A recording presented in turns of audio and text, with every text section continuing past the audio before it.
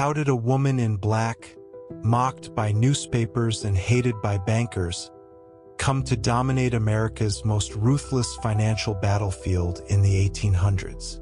She wasn't born into poverty, but she didn't buy her power either. She earned it through cold logic, bold risks, and one ruthless rule: never waste a single cent. Stay until the end to learn how her final move left even the most powerful tycoons speechless. But before we dive in, let me know if you're enjoying this kind of history. Tap that like button and subscribe, only if you truly love what I'm doing here. Part 1: The Dollar and the Dowry. In the quiet town of New Bedford, Massachusetts, a girl was learning how to manage money before she even learned to braid her own hair. While most children played with dolls or recited prayers, Hetty Robinson spent her days poring over her father's ledger books. Her family were strict Quakers, and her father, Edward Robinson, had no sons, only a daughter with a sharp mind and a steely gaze. He treated her not like a child, but like a student. By 6, she was tracking expenses.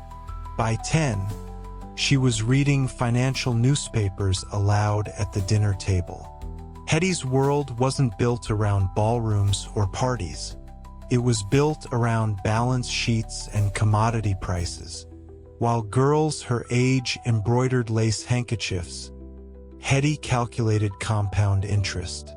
She was being shaped, quietly and deliberately, into something rare for her time: a woman who could read markets like a man. The foundation of her future empire was already being laid in silence. When her wealthy Aunt Sylvia died, Hetty didn't grieve like others expected. She marched into court to claim what she believed was rightfully hers, a fortune worth millions. But the will had been changed. Mysteriously, suddenly, Hetty found herself fighting family members and shady lawyers in a bitter legal brawl. She wasn't intimidated. She fought with legal precision, dragging the case out for years, unearthing every contradiction, every loophole. The newspapers began to notice her, not as a victim, but as a force. She won a portion of the estate, and from that day on, she vowed to trust no one with her money. Instead of spending her inheritance on gowns, carriages, or high society dinners, Hetty began buying stocks and bonds. She bet on railroads and cities long before the country realized how big they'd become. Every cent she had was reinvested. While others used money for status, Hetty used it for control. She wasn't a lady of leisure. She was becoming a machine of capital. Then came Edward Green, a wealthy man from Vermont. He had charm, ambition, and his own fortune. But Hetty didn't swoon. She negotiated. Before she said yes, she demanded a financial agreement, a prenuptial contract, years before it became common. Her fortune would remain hers, untouched, regardless of the marriage. Society gasped. No proper woman made such demands. But Hetty wasn't proper. She was calculating. When Edward's businesses failed, and creditors circled like sharks, Hetty bailed him out, but not without consequences. She made him repay every penny with interest. Their marriage became a business arrangement, cold but functional. She kept his name but not his debts. While other women clung to their husbands' wealth, Hetty fortified hers like a castle under siege. Love may have played a role in her life, but it was never allowed to interfere with her balance sheets. She didn't marry for status. She married for structure, and she made sure that structure never cracked. By the time the 1860s rolled in, Hetty was more than an eccentric heiress. She was a silent storm sweeping through Wall Street. She dealt in you, Civil War bonds, picked up distressed railroads, and quietly snatched up undervalued real estate. She moved without fanfare. No flashy offices, no secretaries, just sharp instincts and handwritten calculations. Bankers whispered about the woman who could outmaneuver them. She earned a nickname behind her back, the Witch of Wall Street, not because of magic, but because of fear. The press painted her as miserly, cold, almost unnatural. They focused on her old dresses and unheated apartments. They mocked her penny-pinching habits. But while they laughed, she grew wealthier. Her profits multiplied, her enemies, mostly men who had lost to her in deals. She never raised her voice, never showed emotion, just numbers. And numbers were her language of power. But this was only the beginning. Hetty wasn't just rich. She was about to become feared. The real game was just getting started. In a world ruled by men, she didn't just survive. She conquered. In the next chapter, she wouldn't be playing defense anymore. She would start seizing opportunities in the middle of chaos. As panics rattled Wall Street and tycoons lost everything, Hetty Green would become the one person no banker could ignore. Because while others screamed and sold, she stayed calm and bought. And when the dust settled, she was the one left standing, with her ledgers intact and her empire stronger than ever. Part 2. The Woman Who Scared Wall Street. The year was 1873, and Wall Street was drowning. Banks failed, stocks crashed. Investors who had once bragged over champagne were now leaping from windows. Panic swept the country. But in the middle of the storm, one figure moved with terrifying calm: Hetty Green. While others sold in desperation, she bought. Real estate, railroad shares, government bonds. She scooped them up like a scavenger in a battlefield. Except she wasn't scavenging. She was hunting. Hetty had prepared for this. She waited for panic, saved her cash, and struck when fear ruled the markets. Her timing was brutal, her instincts razor-sharp. And the men of Wall Street noticed. They couldn't understand how this quiet, cold woman moved faster than they did, or how she stayed so calm. She didn't flinch, didn't blink. While titans of industry begged for loans, she sat silently, stacking assets at a fraction of their worth. Her weapon wasn't charm or violence. It was patience, and that made her lethal. Hetty didn't believe in risk unless the odds were tilted in her favor. So she kept one advantage that most investors ignored: liquidity. While others tied up their fortunes in long-term deals and risky ventures, Hetty kept millions in cash.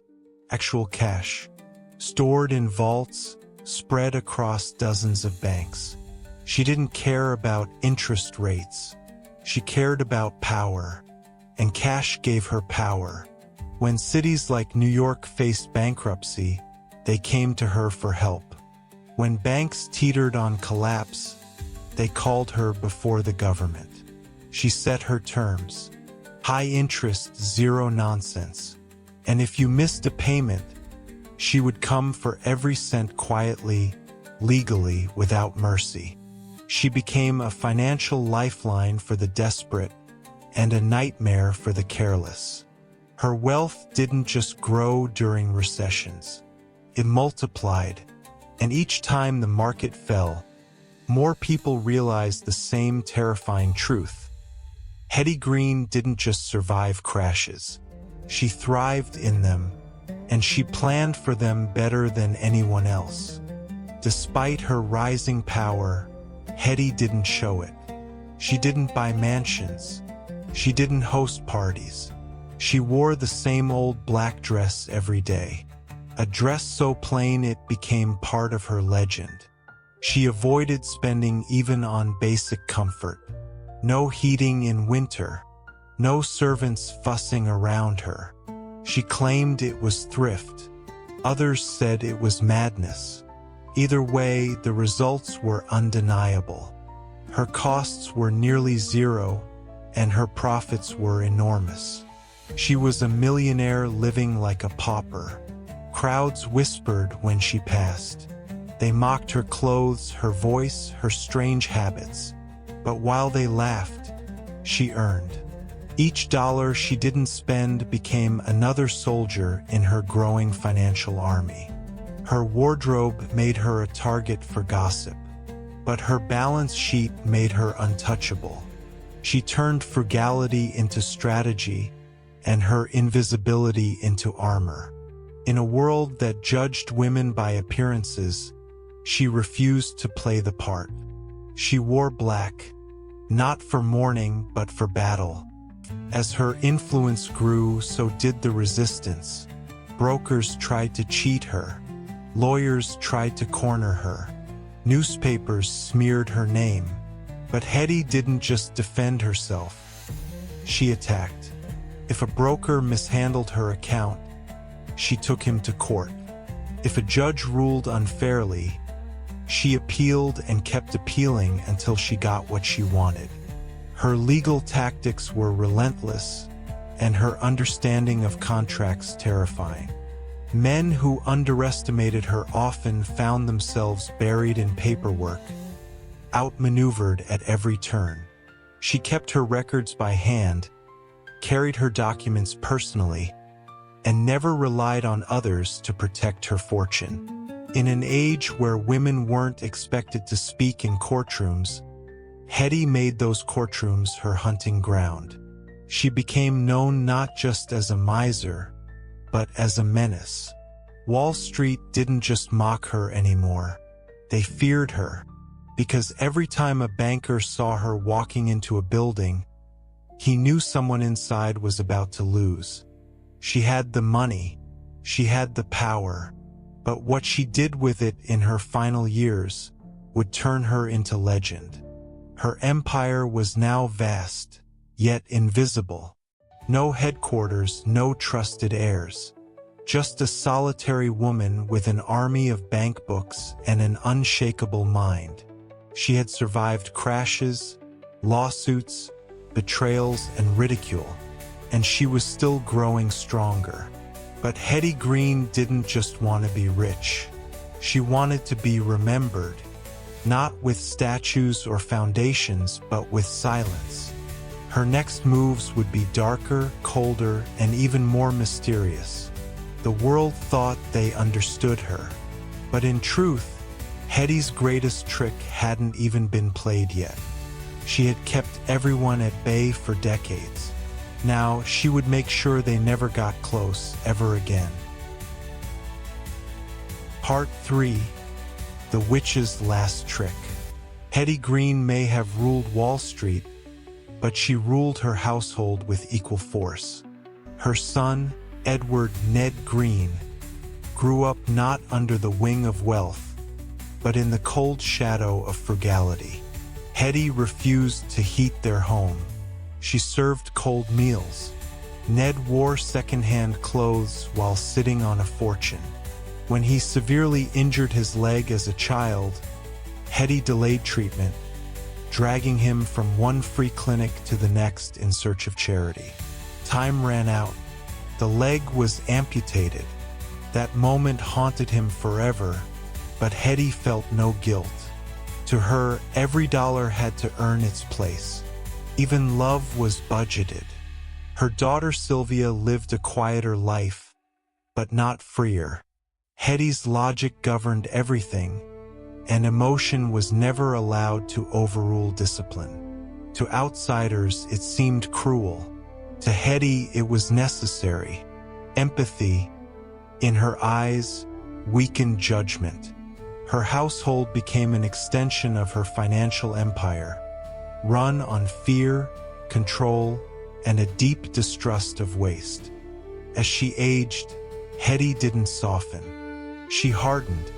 Her circle shrank. Friends vanished. Businessmen stopped trying to charm her. Society gave up trying to tame her. And she gave up trying to explain herself. She lived in small apartments under false names, moving often to avoid taxes and attention. She kept to herself, rarely seen, always calculating. The world moved on, industries changed, fashions evolved, but Hetty stayed frozen in time.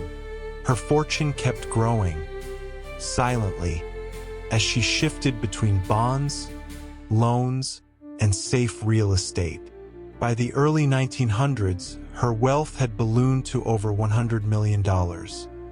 More than J.P.